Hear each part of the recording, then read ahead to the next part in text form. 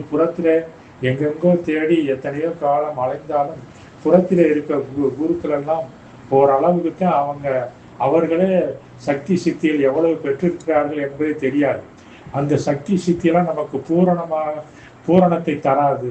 ஆகையினாலதான் பெரிய ஞானிகள் எல்லாருமே இறைவனையே குருவாக கொண்டு வாழ்ந்தவர்கள். அந்த மாதிரி பார்த்தீங்கன்னா வள்ளல் பெருமானுக்கு இறைவனே குருவாக வந்து அமைகின்றார்.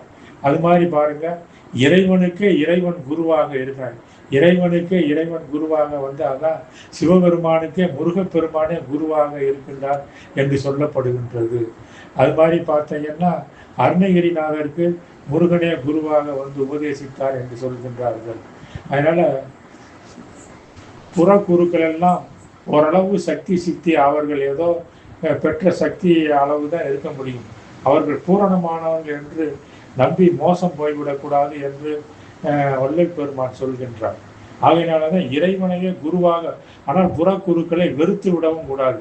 அவர்களிடத்தில் இருக்கக்கூடிய நல்லவற்றையெல்லாம் கவர்ந்து கொண்டு நம் உள்ளத்திலிருந்து விளங்கக்கூடிய எப்போதும் நம்மோது இடையராது உள்ளத்திலிருந்து சதா ஒளி வீசுகின்ற உண்மை குருவை நாம் பற்றி கொள்ள வேண்டும் என்று வள்ளல் பெருமான் சொல்கின்றார். ஆகையினாலதான் அந்த கண்களிக்க புகை சிறிதும் காட்டாதே புருவ கலை நடுவே விளங்குகின்ற கற்பூர விளக்கே என்று சொல்கின்றார். அப்படி